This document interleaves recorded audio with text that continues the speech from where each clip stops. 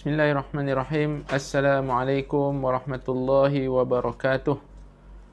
Sama-sama kita mulakan sesi malam ini dengan bacaan Ummul Kitab Al-Fatihah.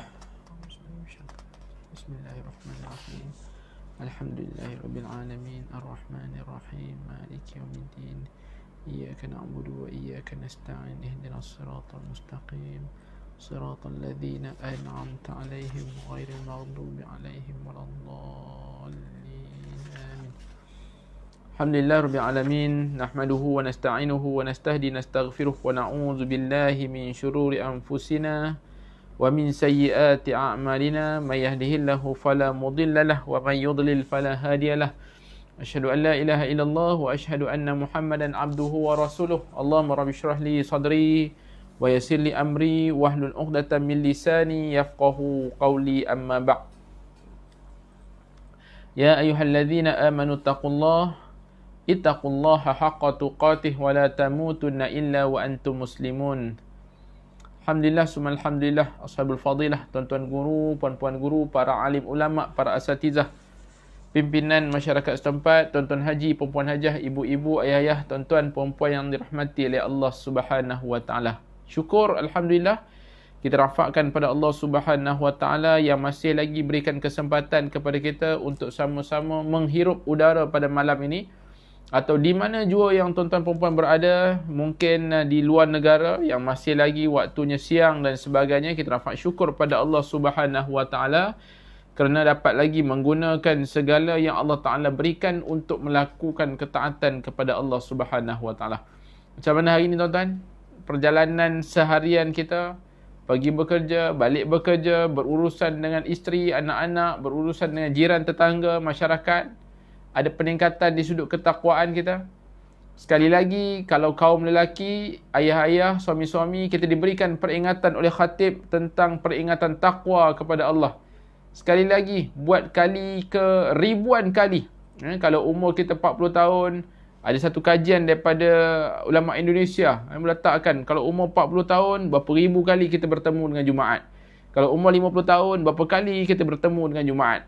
Dan kalau kita fikirkan malam ini, dah umur kita sekarang ini, pastinya dah puluhan ribu kali kita mendengar peringatan-peringatan daripada khatib Jumaat.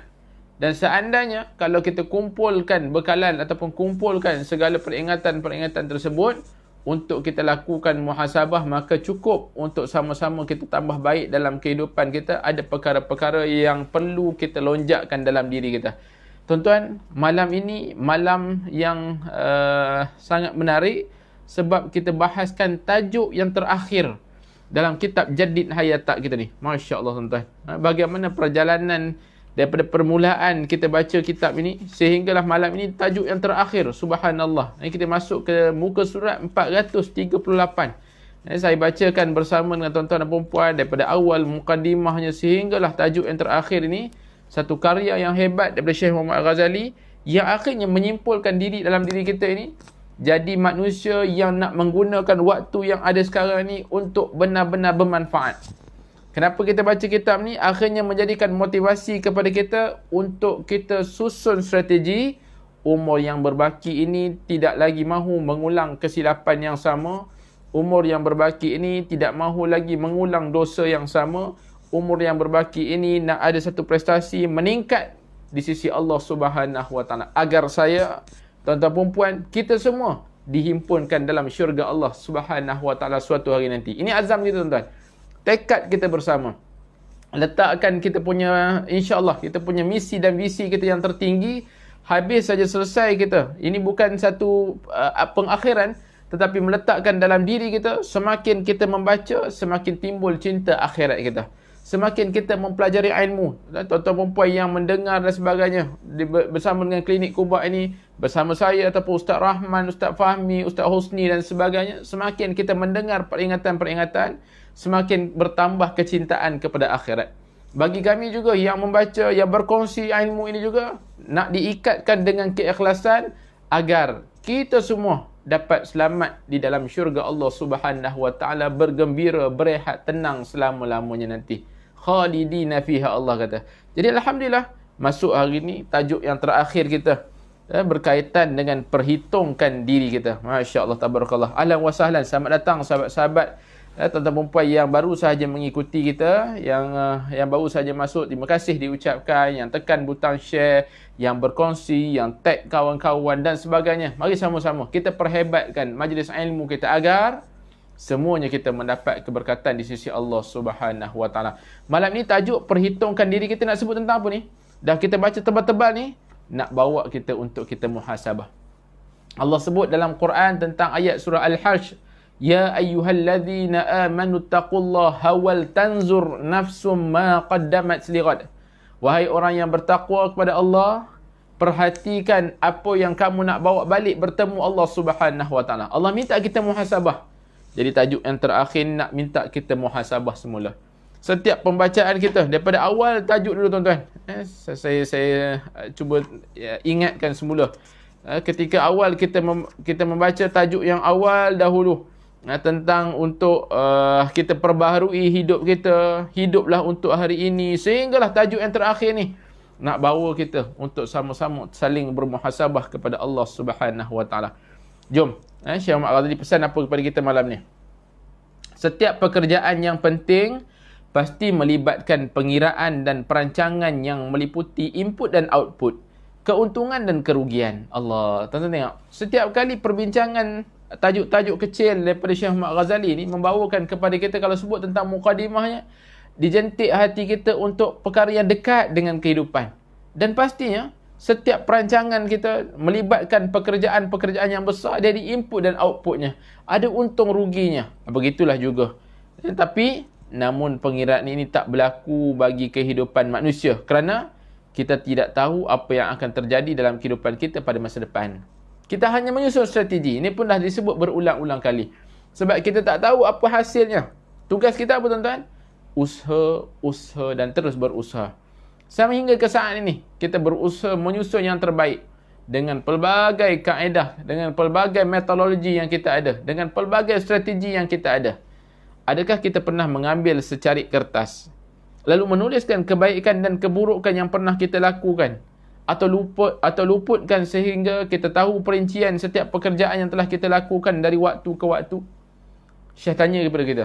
Syekh Muhammad Ghazali tanya kepada kita, pernah tak kita ambil sehelai kertas, kita tulis kebaikan yang pernah kita lakukan, keburukan yang pernah kita lakukan? Untuk apa semua ni? Kita tanya nanti. Apa yang disebutkan nanti. Pernahkah terlintas, persoalan yang kedua, pernahkah terlintas di fikiran kita untuk mencatat dalam sebuah buku khusus pelbagai kekurangan dan kelebihan daripada perilaku dan tindakan yang telah kita lakukan, dan kemudian merancang untuk memperbaikinya pada masa depan?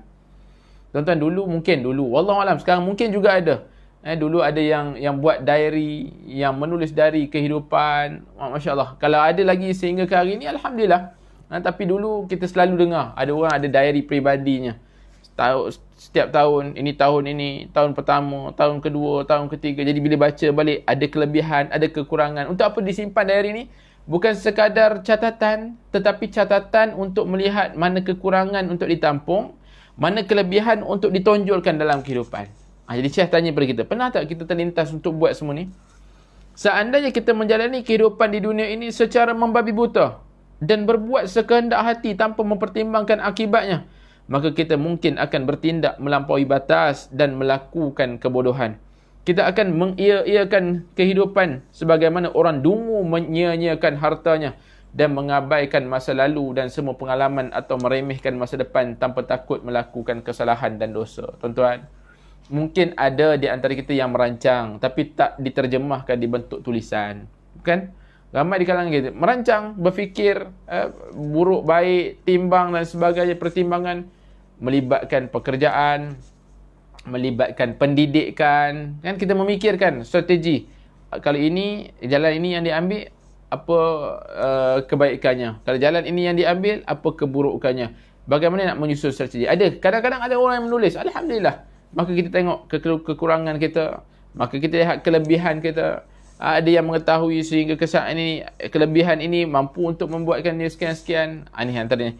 Tapi seandainya, kata Syekh Muhammad Ghazali, manusia yang hanya hidup membabi buta, hidup hanya ikut-ikutan saja, Akhirnya hidup manusia ini terumbang-ambing sebab dia mengabaikan semuanya. Mengabaikan waktu yang ada sekarang ini dan mengabaikan prestasi ataupun mengabaikan peluang-peluang yang akan datang. Jadi hati-hati. Mungkinkah kita berbuat sesuka hati? Sebab apa? Sebab kita yakin bahawa tidak ada pembalasan yang akan kita tanggung akibat perbuatan itu. Tuan-tuan, Syekh masih lagi provoke kepada kita. Adakah sebab kita tak buat pertimbangan tu sebab kita tak yakin ataupun kita yakin semua yang kita buat tu tak akan mendapat pembalasan? Ini kalau berkaitan dengan perbuatan-perbuatan ataupun akhlak-akhlak. Kenapa kita masih lagi jadi orang yang sombong? Kenapa masih lagi kita jadi manusia yang melakukan dosa yang sama berulang-ulang kali tanpa melakukan taubat? Kenapa kita masih lagi menangguh-nangguhkan taubat dalam kehidupan kita? Kenapa masih lagi suka bergosip-gosip? Kenapa masih lagi suka menaburkan fitnah? Adakah kita yakin semua yang kita lakukan ini sekarang ini takkan mendapat pembalasan daripada Allah? Okay, tuan-tuan. Jawapannya tak mungkin. Sebab apa? Allah Subhanahu Wa Taala memiliki malaikat yang akan mencatat setiap perbuatan yang paling remeh sekalipun. Dia telah menyiapkan perhitungan yang panjang dan teliti atas setiap perbuatan yang kita lakukan. Di mana? Di dunia. Allah, tuan-tuan. Ini muhasabah saya, muhasabah kita bersama. Malaikat yang diciptakan oleh Allah Subhanahu Wa Taala yang ditugaskan mencatat setiap amalan kita. Pasti tidak terlepas satu pun amalan kita untuk dicatat sebagai perhitungan di hari akhirat kelak. Dalilnya apa, tuan-tuan? Surah Kahfi ayat 49. Dan diletakkan kitab catatan amal itu, lalu engkau akan melihat orang yang berdosa merasa ketakutan terhadap apa yang tertulis di dalamnya. Dan mereka berkata, betapa celaka kami. Kitab apakah ini? Tidak ada tertinggal yang kecil dan yang besar, melainkan tercatat semuanya. Dan mereka dapati semua yang telah mereka kerjakan tertulis di sana. Dan Tuhanmu tidak menzalimi seorang pun. Surah Kahfi ayat 49. Apa Allah nak sebutkan kepada kita? Bagi orang yang berdosa, yang lalai di atas dunia, merasakan bahawa setiap amal buat iaitu tidak diperhitungkan oleh Allah Subhanahu Wa Taala, akan terkejut di hadapan Allah Qadir Rabbul Jalil suatu hari nanti. Terkejut sebab apa? Sekecil-kecil amalan pun dicatatkan oleh Allah Subhanahu Wa Taala. Ambil barang orang, pernah hina orang, pernah kata kat orang, pernah jelingan-jelingan yang mengumpat dan sebagainya. Hatta sekecil-kecil perbuatan, ada perasaan-perasaan kita yang tidak baik pada seseorang, itu pun akan dinilai, dicatat oleh Allah Subhanahu Wa Taala. Sehingga kan keluar di mulut mereka ini yang berdosa ini, kitab apa ni ya Allah? Celakalah kami, habislah kami. Mari kita ambil pengalaman ini supaya kita jadi manusia yang bertaubat kepada Allah Subhanahu Wa Taala. Sebab itu, sebelum menghadapi perhitungan di hari akhirat kelak, lebih baik bermula pada saat ini kita memperhitungkan segala pekerjaan dan perbuatan yang telah kita lakukan. Saya kempen pada diri saya kempen pada tuan-tuan malam ini. Jom sama-sama kita jadi manusia yang hebat dengan memperhitungkan diri kita. Cuba cek dalam diri kita. Hubungan kita dengan Allah bagaimana? Hubungan kita dengan sesama manusia bagaimana? Kalau hubungan dengan Allah tu baik, tengok amal-amal kewajipan, solatnya, puasanya, zakatnya, hajinya, infaknya, sedekahnya, wakafnya. Tengok bagaimana hubungan dengan Allah Subhanahu Wa Taala. Kalau dah baik hubungan dengan Allah, sepatutnya menghasilkan baik hubungan sesama manusia. Bagaimana hubungan kita dengan ibu ayah kita? Bagaimana hubungan kita dengan pasangan kita? Bagaimana hubungan kita dengan anak-anak kita? Sebab apa, tuan-tuan? Semua ini akan dipertanggungjawabkan di hadapan Allah. Para ayah, para suami yang sedang mendengar pada malam ini, kita semua tak akan terlepas daripada soalan-soalan di hadapan Allah Subhanahu Wa Taala. Allah akan tanya pada kita nanti. Bila kita akad nikah saja, tangan digoncang di hadapan imam, maka kita bertanggungjawab untuk kita pimpin tangan anak isteri kita nak sama-sama capai redha Allah. Maka Allah tak akan tanya kita, apakah nafkah yang diberikan kepada isteri? Nafkah di sudut zahir dan batin, nafkah di sudut pendidikan, nafkah di sudut pakaian yang baik yang menutup aurat, nafkah di sudut ilmunya. Semuanya akan dipersoalkan di hadapan Allah Subhanahu Wa Taala. Akan ditanya, adakah kita pernah tengok anak-anak kita yang masih lagi tidak menutup aurat? Adakah kita pernah menegur anak kita yang tidak masih lagi berpakaian ataupun bergaulan bebas dan sebagainya? Adakah pernah kita ada timbul rasa tak senang dengan anak kita? Apa usaha kita sebenarnya? Apa usaha kita untuk memastikan anak kita selamat dunia dan selamat akhirat? Ini pun semuanya akan dipersoalkan di hadapan Allah Subhanahu wa taala. Bagaimana hubungan kita dengan jiran tetangga? Adakah kita manusia yang baik hubungan dengan Allah tapi masih lagi menyakiti hati jiran tetangga? Masih lagi kita parking kereta sewenang-wenangnya di rumah jiran kita. Masih lagi kucing kita menyusahkan jiran tetangga. Masih lagi daun pokok di rumah kita masuk dalam kawasan rumah jiran menyebabkan hati jiran kita tak senang. Tuan-tuan, mari sama-sama kita muhasabah. Semuanya akan dicatat oleh Allah Subhanahu wa taala. Kita sendirilah yang harus memulakan catatan amal kita di dunia ini dan kemudian memperhitungkan baik dan buruknya. Baik dan buruknya. Sebab itu saya pernah kempen pada tuan-tuan, adanya catatan mutabaah amal untuk kebaikan. Kita ada catatan mutabaah amal kita. Solat sunat, solat tahajud, puasa sunat, infak, sedekah, wakaf, apa juga kebaikan, dan kita buat tarikh selama sebulan. Kalau hari ni, malam ni kita dengar kuliah, so dalam slot tu mungkin ada tazkirah, kita tanda tazkirah.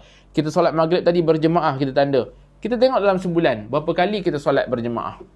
Kita tengok dalam sebulan berapa kali sebenarnya kita puasa sunat ni. Kita tengok dalam sebulan berapa kali betul-betul kita bersedekah di jalan Allah Subhanahu wa taala. Akhirnya bila kita tengok prestasi ni, Allahu Akbar, dah lama rupanya tak tahajud. Allahu Akbar, dah lama rasanya tak puasa sunat ni. Allahu Akbar. Jadi bila banyak amal soleh, Alhamdulillah, ya Allah, terimalah amal soleh kami, ya Allah. Bila banyak amal kita lakukan, tengok banyak buat amal soleh, tengok banyak buat puasa sunat, tengok banyak buat amalan-amalan yang lain, ikatkan dengan keikhlasan. Terima kasih, ya Allah. Ya Allah, terimalah amal ini, ya Allah. Kita mulakan dulu catatan amal kita. Kita sendirilah yang harus mempertimbangkan dan merencanakan dengan baik apa yang akan kita lakukan pada masa depan sehingga tidak mengulangi kesalahan yang pernah kita lakukan. Akhirnya bila kita tengok sebelum tu, kita tengok mana kekurangan yang perlu kita tambah baik, kita tambah baik. Hitung sebelum dihitung. Sebahagian orang mengharungi kehidupan ini tanpa mempedulikan apa yang sudah, apa yang sedang dan apa yang akan terjadi. Ada tak manusia sebegini? Ada. Manusia yang seolah-olah tidak lagi mempedulikan apa yang telah berlaku, lantaklah apa yang nak jadi, jadilah.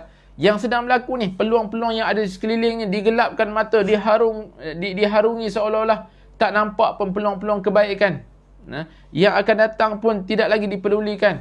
Mereka akan melihat sekilas sahaja perbuatan atau tujuan yang tersembunyi di sebalik perbuatan itu. Cara mengharungi hidup seperti ini dapat mendatangkan kerugian dan kemalangan. Akhirnya, dia akan rugi nanti. Rugi di hadapan Allah Subhanahu wa taala. Waktu sehat yang ada tidak digunakan untuk melakukan ketaatan. Akhirnya dia rugi. Ni badan tengah sihat, lutut tengah kuat, masih lagi boleh solat berjemaah, boleh menunaikan haji dan umrah, boleh untuk buat ketaatan berbentuk fizikal ni. Tapi seandainya waktu ini digunakan hanya untuk tidur semata-mata, waktu yang ada ni hanya digunakan untuk tengok TV tak habis-habis, hanya untuk scroll handphone tak habis-habis, itu sahaja yang digunakan, maka dia akan rugi suatu hari nanti. Allahu Akbar. Al-Quran pun menganggapnya sebagai salah satu sifat buruk yang dimiliki kaum munafik. Mereka tidak memiliki pendirian dan prinsip. Tak ada langsung prinsip. Maksudnya tidak langsung meletakkan dalam prinsip dalam hidup mereka ini kecintaan kepada akhirat. Dalam Quran surah At-Taubah ayat 126. Allah menyebut, dan tidaklah mereka, yakni orang munafik, memperhatikan bahawa mereka diuji sekali atau dua kali setiap tahun, tapi mereka tidak juga bertaubat dan tidak pula mengambil pelajaran. Tuan-tuan, kehidupan kita bukankah ada turun naiknya? Kita baru je melihat kejadian-kejadian banjir yang berlaku. Mungkin tak kena pada kita, kena pada kawan kita, saudara mara kita, tapi adakah kita menganggap itu hanya semata-mata bencana alam? Apakah kita mengira hanya seolah-olah mereka yang sahaja yang diuji, kita tidak diuji oleh Allah Subhanahu wa taala? Bagi kita yang tidak terkena musibah banjir, apakah ujian dalam bentuk hati kita? Ujian untuk kita dekatkan diri pada Allah, ujian untuk kita membantu mereka, ujian untuk kita sama-sama, adakah kita membantu mereka? Adakah benar-benar kita berdoa untuk mereka? Adakah kita menggunakan harta kita untuk membantu mereka? Semua ini akan dipertanggungjawabkan di hadapan Allah Subhanahu wa taala. Tokoh-tokoh pendidikan Islam sepakat tentang pentingnya introspeksi, yakni muhasabah tadi ni, bagi setiap orang. Sikap ini sesuai dengan tabiat Islam dan juga bentuk aplikasi daripada Nabi SAW. Hitunglah dirimu sebelum dihitung dan timbanglah dirimu sebelum ditimbang. Nabi SAW bersabda, orang cerdas adalah orang yang mampu menahan diri dan berbuat untuk kehidupan sesudah mati. Sedangkan orang yang lemah adalah yang memperturutkan hawa nafsunya tetapi berharap dapat berjumpa dengan Allah Subhanahu wa taala. Orang yang lemah, tuan-tuan, mengharapkan seolah-olah nak syurga tapi tak nak buat amal ahli syurga. Tuan-tuan pernah dengar tak ayat ni? Mereka ini mendambakan syurga, mereka ini nakkan syurga tapi nak buat tak amal ahli syurga? Tak nak. Apa akan jadi? Rugi serugi-ruginya. Nak masuk syurga tapi langsung tak ada niat untuk melakukan amal-amal soleh di atas muka bumi. Para tokoh pendidikan Islam juga menulis banyak buku terperinci mengenai sikap introspeksi diri yang mungkin boleh kita jadikan rujukan. Ibnu Al-Muqaffa misalnya menyarankan kita untuk menulis setiap amal perbuatan kita pada 2 lembar kertas. Satu kertas di tangan kanan untuk perbuatan baik, satu kertas lagi di tangan kiri untuk perbuatan buruk. Untuk apa semua ni, tuan-tuan? Untuk kita jadi manusia yang memperhitungkan diri kita sebenarnya. Tuan-tuan, tambah-tambah kalau kita ada handphone sekarang ni, mungkin ada WhatsApp, kan? Ada orang buat WhatsApp nota untuk diri sendiri. Jadi kebaikan yang kita lakukan, tuan-tuan cuba ambil hari ni saja, hari ni. Apa kebaikan yang kita buat hari ni, hari Jumaat? Apa yang kita buat? Kita baca surah Kahfi, kita baca Yasin, bermula malam Jumaat tadi ni. Mungkin ada yang baca Yasin, yang baca Kahfi, solat subuh berjemaah, solat subuh sujud sajadah, habisnya ada yang sedekah, yang infak pagi Jumaat, balik daripada sembahyang Jumaat, mempersiapkan anak-anak untuk sekolah, ada yang dah menyiapkan suami dan sebagainya. Tengok bagaimana ni prestasi ni. Akhirnya kita fikir kebaikan. Ada tak keburukan? Cuba kita cek. Apa keburukan yang kita buat? Adakah masih lagi mengumpat orang? Ada tak lagi sikap-sikap buruk kita? Ada tak lagi? Ni cuba kita catat. Maka kita tengok hari ni saja apa amal baik kita, apa amal buruk yang kita lakukan. Masya Allah, tuan-tuan. Seandainya amal baik kita banyak, mudah-mudahan Allah redha dengan kita, tuan-tuan. Okey. Adapun Dale Carnegie menyarankan kita menuliskan perbuatan buruk saja. Tapi kalau pendapat yang disebutkan oleh tokoh barat ini, dia kata tulis perbuatan buruk saja. Sebab apa? Alasan beliau, dapat membantu seseorang mengingat kembali kesalahan-kesalahannya sehingga takkan dilakukan lagi pada masa mendatang. Apa Carnegie sebut? Dalam salah satu laci meja saja, ada satu fail khusus bertuliskan kebodohan yang pernah kulakukan. Kebodohan yang pernah kulakukan. Kod-kod lah nak buat satu grup WhatsApp. Grup WhatsApp ni maksud apa? Grup WhatsApp diri kita. Seorang-seorang je. Nama grup WhatsApp tapi kita seorang dalam tu. Apa nama WhatsApp tu? Kebodohan yang pernah kulakukan. Jadi kita senaraikan. Sama macam Dale Carnegie kata. Dia ada satu, dalam laci dia ada satu file. Satu file namanya apa? Kebodohan yang pernah kulakukan. Saya siapkannya, saya sediakannya untuk tulis semua kesalahan yang pernah saya lakukan. Sebahagian kesalahan saya sudah saya tulis. Tapi saya malu untuk menulis sebahagiannya lagi. Jadi saya hanya menyimpan untuk diri saya sendiri. Seandainya saya percaya pada diri saya tentu dan itu lebih baik, meja pejabat saya akan penuh dengan fail-fail khusus berisi kesalahan dan kebodohan saya. Ketika mengamati senarai kesalahan yang saya tulis dan membaca pelbagai kritikan yang saya tujukan kepada diri sendiri, saya rasa bahawa saya mampu menghadapi masalah tersulit dan terberat sekalipun dengan bantuan analisa dari masa lalu saya sebelum ini. Saya terbiasa menyalahkan orang lain atas masalah saya. Tapi dengan bertambahnya usia, kedewasaan, menurut persepsi peribadi, saya berani menyimpulkan bahawa yang paling bertanggungjawab atas semua kejadian buruk dalam hidup saya ialah diri saya sendiri, bukan orang lain. Tuan-tuan tengok Bagi saya, kebanyakan orang akan sampai pada kesimpulan seperti ini bila apa? Apabila mereka mahu mempelajari, menghitung dan menilai diri mereka sendiri. Mempelajari, menghitung dan menilai diri mereka sendiri. Napoleon ketika berada dalam pembuangan di Pulau St. Helena, tuan-tuan minta maaf lah, seandainya ada perkataan yang salah di sudut pronounnya, nama-nama tokoh barat dan sebagainya ni. Napoleon ketika berada dalam pembuangan di Pulau Saint Helena pernah berkata, hanya aku sendiri bukan orang yang lain yang paling bertanggungjawab atas kekalahanku. Musuh terbesarku ialah diriku sendiri. Musuh terbesarku ialah diriku sendiri. Tengok apa akan disebutkan kepada kita.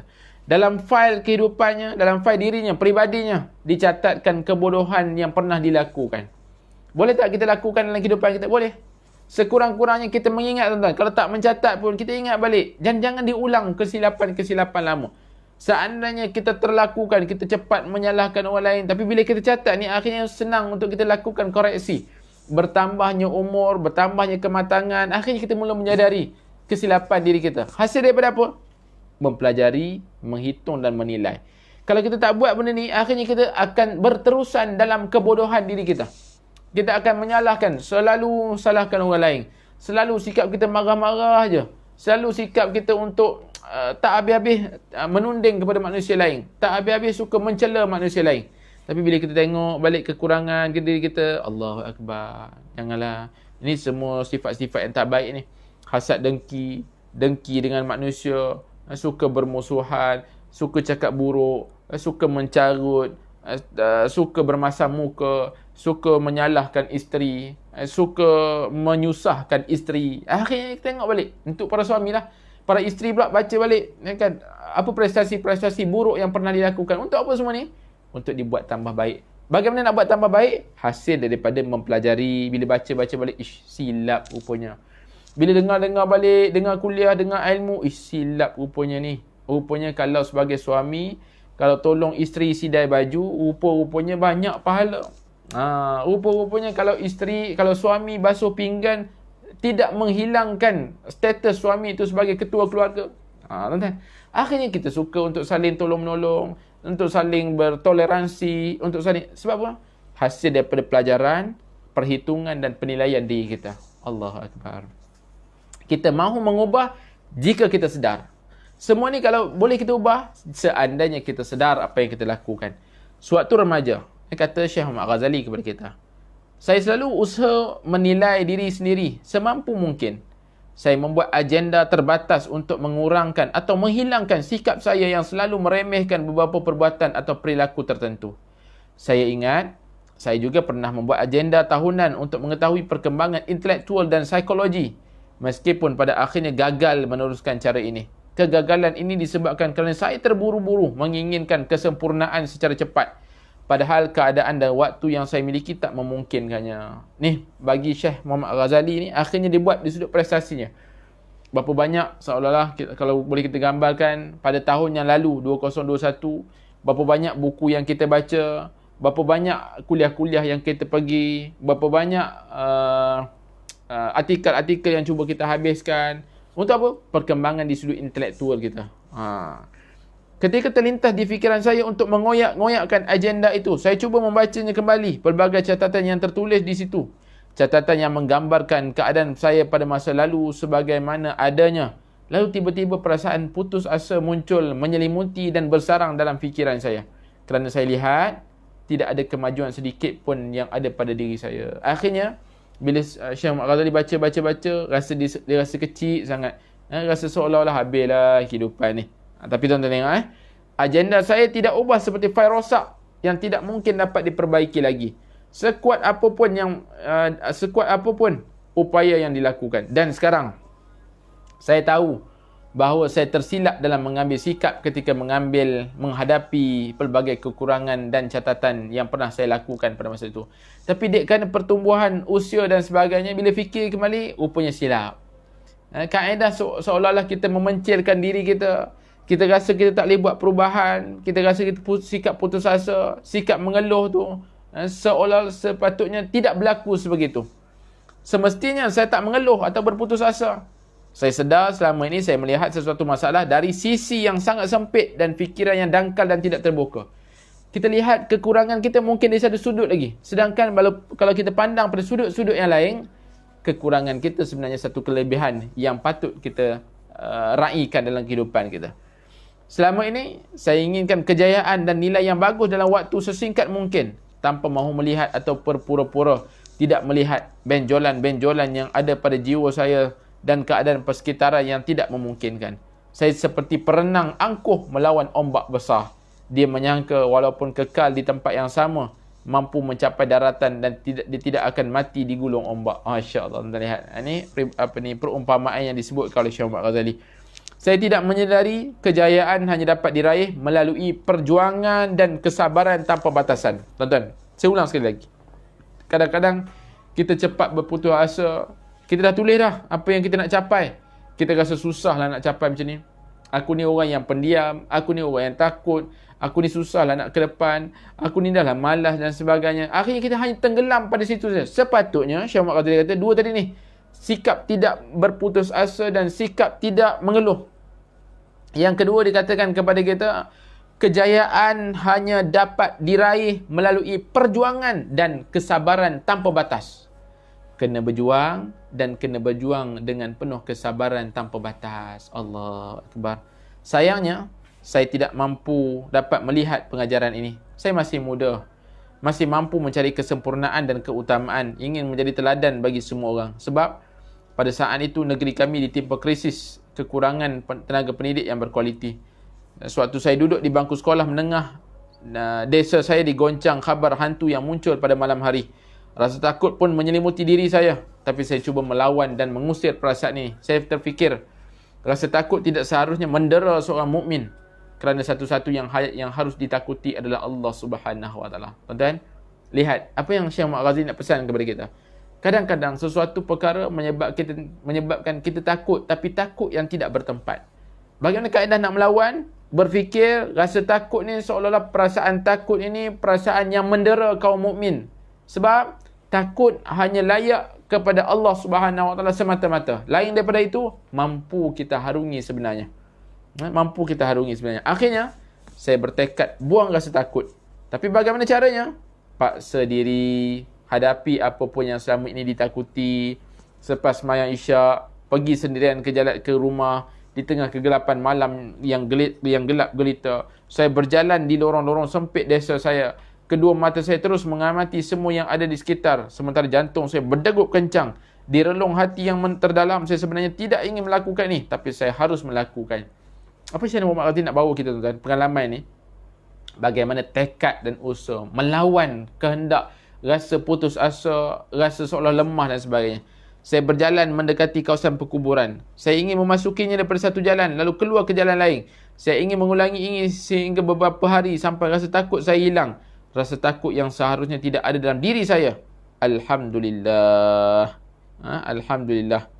Disebutkan berita ni. Alhamdulillah, setelah beberapa kali mengulangi perjalanan malam, rasa takut saya sedikit demi sedikit berkurang sehingga akhirnya hilang sama sekali. Tidak ada perasaan takut atau gentar sedikit pun untuk berjalan-jalan pada malam hari, meskipun dunia diselimuti kegelapan. Saya sedar, saya sedang memasuki medan latihan dan pengolahan jiwa. Selama ini saya sering tersesat kerana tiadanya pendidik yang bertugas membimbing para pemuda seperti saya dan sedikitnya warisan peradaban yang berupaya menunjukkan jalan yang lurus. Di sebalik semua usaha tersebut, saya tidak berasa menyesal telah melakukannya, baik salah maupun benar, sebab akan lebih baik bagi saya untuk introspeksi diri berbanding terus berdiam diri. Maksudnya apa, tuan-tuan? Berdasarkan pengalaman Syekh Muhammad Ghazali kepada kita, melawan ketakutan malam tadi ni, akhirnya ada latihan yang dilakukan. Kenapa latihan ini dilakukan? Hasil daripada ia bermuhasabah. Hasil daripada untuk berfikir, nak mengubah nasib dirinya. Akhirnya berfikir bagaimana untuk mengubah nasib dirinya. Kena lawan juga situasi. Tak boleh hanya berputus asa. Tak boleh hanya kata ada penyesalan semata-mata. Tapi kena melakukan satu langkah untuk melakukan rombakan dalam diri. Akhirnya latihan dilakukan. Akhirnya dia menjadi manusia yang berjaya. Akhir sekali, tuan-tuan. Pada akhir, tajuk kecil, tradisi sufi yang berguna. Tradisi sufi dalam peradaban Islam mungkin menjadi penunjuk jalan yang bagus seandainya dimaksudkan untuk menjaga jiwa dan memurnikannya daripada kotor-kotoran, lalu dijadikan sebagai jalan menuju langit kemuliaan. Namun, kitab-kitab tasawuf masih perlu disaring dengan saksama agar inti-intinya dipisahkan daripada kerikil-kerikilnya. Sebab dalam kitab-kitab seperti ini sangat mungkin seseorang memandang sesuatu penyakit sebagai ubat. Penyakit membinasakan, ubat penyembuh yang bercampur akan sulit dipisahkan kecuali oleh orang yang benar-benar memahami jalan rohani ini. Perkataan orang gila, bodoh bercampur menjadi satu dengan perkataan orang arif dan ahli falsafah. Syekh Muhammad Ghazi nak berikan pesanan kepada kita yang sebenarnya bila kita ada guru yang benar, maka insya-Allah dapat memandu kita kepada tradisi yang sebenar. Nah, seandainya kita tidak memberikan ilmu itu pada tempatnya yang benar, maka kita tersalah untuk memahami ataupun memberikan penawar dalam diri kita. Dale Carnegie mirip kaum sufi saat mengisyaratkan pentingnya untuk kita muhasabah diri. Beliau menceritakan perjalanan hidup H.P. Howell, seorang pengurus bank Amerika. Carnegie mengisahkan Howell mengkhususkan waktu setiap Sabtu malam untuk merenung kembali apa yang sudah dikerjakan dan apa yang sudah dihasilkan selama seminggu. Dia merenung setiap diskusi yang sudah diikutinya, setiap pekerjaan yang diselesaikannya, lalu berkata kepada diri sendiri, kesalahan apa yang sudah aku lakukan, hal baik apa yang sudah aku kerjakan. Tuan-tuan lihat, bukankah kita sebut dah tadi ni, bagaimana seseorang manusia itu akhirnya kita memikirkan apa yang kita lakukan. Sebab itu kita ada ruang, mungkin selepas selesai kita mendirikan solat, sambil-sambil kita beristighfar, astagfirullah, astagfirullah, astagfirullah. Waktu itu kita memikirkan apa lagi kesalahan-kesalahan yang kita ulang, apa lagi kelebihan-kelebihan yang perlu kita lakukan, apa lagi kekuatan-kekuatan yang perlu kita tambah baik dalam kehidupan kita. Ini kaedah kita bermuhasabah. Demikian seterusnya, Carnegie kemudian mengatakan barangkali Howell meminjam cara ini, iaitu berkaitan introspeksi diri, iaitu muhasabah diri, daripada Benjamin Franklin. Cuma satu-satunya perbezaan antara keduanya adalah Franklin tidak harus menunggu selama seminggu untuk melakukan muhasabah. Dia melakukan kerja sulit itu setiap malam. Tengok, orang barat ni masih buat muhasabah untuk apa? Nak berjaya dalam hidup. Orang barat, kalau kita orang yang beriman pada Allah, bahkan kita lebih-lebih lagi memperhitungkan diri kita. Mulut kita terkadang tersalah cakap, perbuatan kita terkadang menyakitkan hati manusia dan sebagainya. Akhirnya mula kita, astagfirullahalazim, silaplah aku buat macam ni. Akhirnya tangan kita pun ambil handphone, kita mula hantar minta maaf dan sebagainya pada orang yang sepatutnya. Dalam hasilnya, Franklin menemukan 13 kesalahan penting yang sering dilakukan. Franklin, bila dia fikir balik kesalahan yang dilakukan, ada 13 kesalahan. Masya Allah. 3 kesalahan terpenting daripada 13 kesalahan itu ialah buang waktu, buang masa secara sia-sia, sibuk menguruskan hal-hal kecil yang remeh, dan yang ketiga, perdebatan yang tidak berguna. Allah tuan-tuan, tuan-tuan lihat. Kalau seandainya, cuba kita fikir, ada tak dalam seharian kita buang masa dengan perkara-perkara yang tak berfaedah?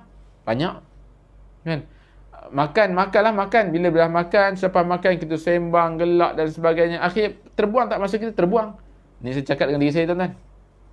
Saya juga banyak ni. Kalau fikirkan, Allah, banyak buang masa, banyak melakukan perdebatan yang tidak berguna. Seandainya kalau kita fikir, Allah bagi kita masa sama 24 jam. Cuba kita fikirkan. Franklin yakin, jika dia tidak berjaya mengatasi 13 kesalahan itu, hidupnya tak akan mengalami kemajuan sedikit pun.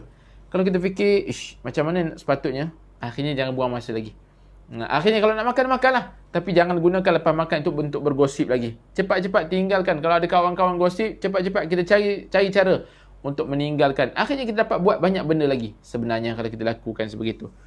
Dari sini dia bertekad khususkan waktu seminggu untuk berperang melawan semua kekurangan. Lalu siapkan satu buku khusus untuk mencatat kemajuan peperangannya setiap hari. Baik kekalahannya mampu kemenangan. Tidak sampai 2 tahun, Franklin berhasil memenangi perang melawan ke-13 kesalahan tersebut dan semua kekurangan dirinya. Tidak hairan apabila mereka kemudian dia menjadi salah seorang pemimpin besar Amerika. Pada hakikatnya, melatih jiwa untuk menjadi sempurna dan unggul atau merawatnya daripada kesesatan dan keburukan perlu pengawasan dan perhitungan yang panjang. Tuan-tuan, bila kita lihat kekurangan dalam diri kita, bila kita lihat apa perlu yang kita lakukan, penambahbaikan, jangan tak rasa apa-apa, tuan-tuan. Fikir, rasanya tak ada kesalahan ni, semua okey je, hidup tenang je. Akhirnya, adakah kita dilalaikan sebenarnya dengan waktu yang kita ada? Apakah benar-benar 24 jam yang kita diberikan oleh Allah Subhanahu Wa Taala benar-benar bermanfaat? Allahu Akbar. Kita fikirkan, tuan-tuan. Akhir sekali, tuan-tuan. Sikit lagi ni. Akhirnya, benar membina rumah baru di atas reruntuhan rumah yang telah roboh tidak mampu dilakukan dalam tempoh masa yang sekejap. Nak bangunkan balik rumah, tambah nak bangunkan balik jiwa, yang bukan satu tempoh yang sekejap. Jadi sikap meremehkan, mengabaikan kesalahan yang kerap kita lakukan, yang tidak pernah menjadi solusi yang meraih kemajuan. Bagaimana dengan membangun jiwa dan membangun masa depan? adakah dapat dilakukan dengan sikap lalai dan acuh tak acuh je? Kalau nak bangunkan rumah pun mengambil masa yang lama, jiwa kita adakah nak ambil, tak apalah, asal boleh ya. Adakah begitu? Tidak. Harus ada perhitungan yang cermat di atas kertas, perbandingan, pengiraan, disertai kesedaran dan kewaspadaan. Akhirnya kita menyusun strategi semula. Bagaimana untuk kita nak jadi manusia yang solat subuh berjemaah? Bagaimana nak jadi manusia yang tidak meninggalkan Quran dalam sehari, nak kena baca Quran? Akhirnya kita buat perhitungan. Rupanya waktu untuk kita scroll Facebook lebih banyak daripada Quran ni. Bagaimana nak susun masa? Pukul sekian-sekian aku kena baca Quran. Pukul sekian-sekian hitungkan masa untuk kita mempelajari ilmu. Akhirnya penjadualan berlaku. Disebabkan apa? Kesedaran dan kewaspadaan.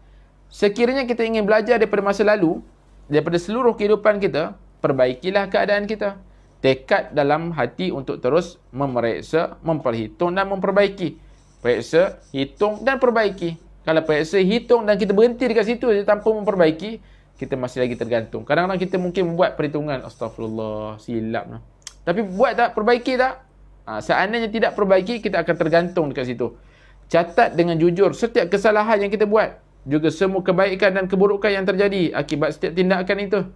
Dengan cara itu, secara bertahap, kita akan memenangi peperangan melawan cacat dan keburukan diri sendiri. Seandainya kita dapat buat sedemikian, maka kita dapat mencatat keburukan dan kebaikan yang kita lakukan. Tuan-tuan dan puan dirahmati Allah Subhanahu Wa Taala.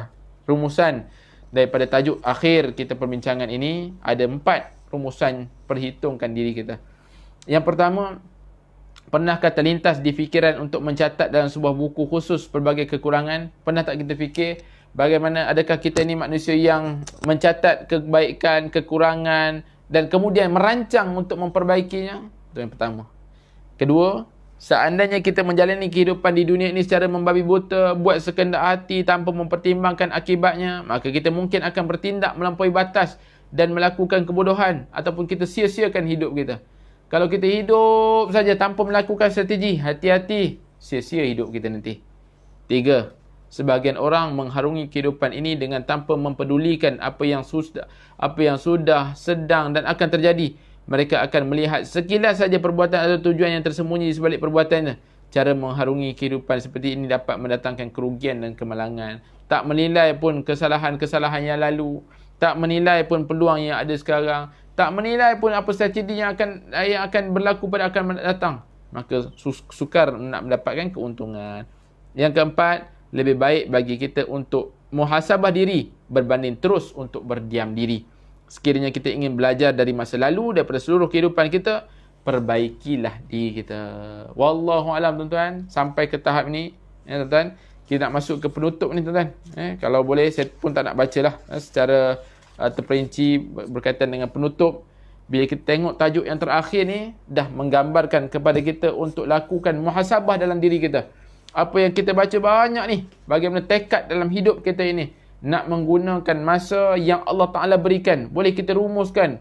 Waktu muda sebelum datangnya waktu tua. Waktu sihat sebelum datangnya waktu sakit. Waktu kita berharta sebelum datangnya waktu kekurangan. Waktu kita lapang sebelum datangnya waktu sibuk. Dan pastinya, waktu kita sihat sebelum datangnya kematian menjemput kita. Manfaatkan waktu sebaik mungkin. Pada penutup, Syekh Muhammad Ghazali sebutkan kepada kita, bila kita ingin memelihara kebenaran dan menentukan had batasannya, kita terlebih dahulu mengetahui kebenaran itu dan hal-hal lain yang berkaitan dengannya. Kita mungkin akan bertanya, apa pentingnya hal-hal ini?